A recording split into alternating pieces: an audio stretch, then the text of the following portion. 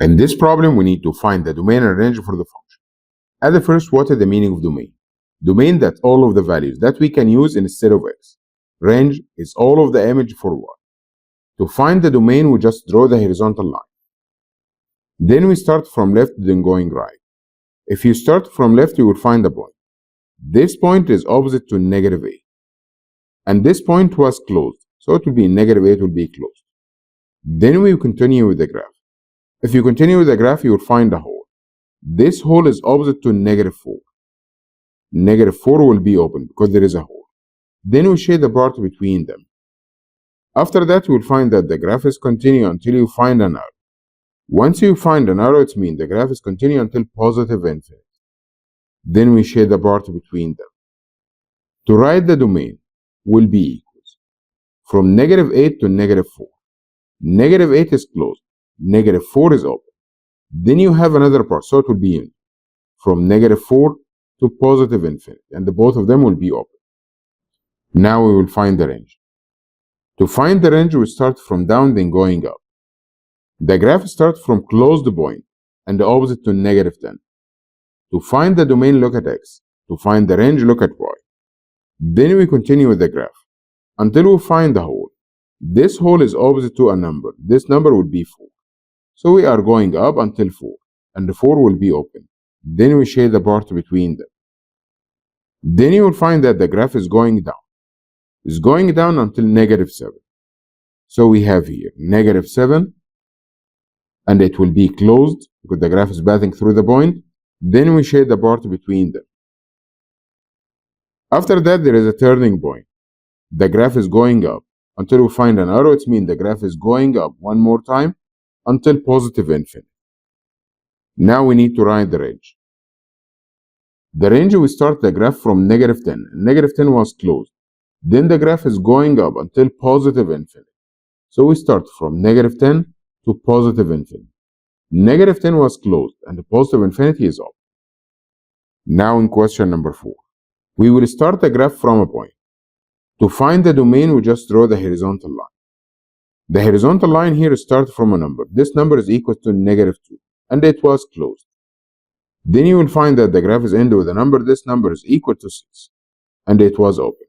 Then we shade the part between them. So you'll find that the domain will be equals negative 2 and the positive 6.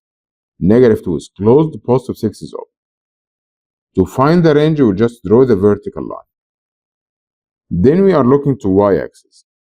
The graph here is opposite to 0. One of the points will be closed and one of them will be open. Once there is closed point, so we'll count it as closed. Then the graph is going up until the maximum point. The maximum point here is opposite to 4. So 4 will be closed. Once the graph is passing through the point, it will be closed. So the graph now will be from 0 to 4. Then to write the range will be equal 0 and 4. Both of them will be closed.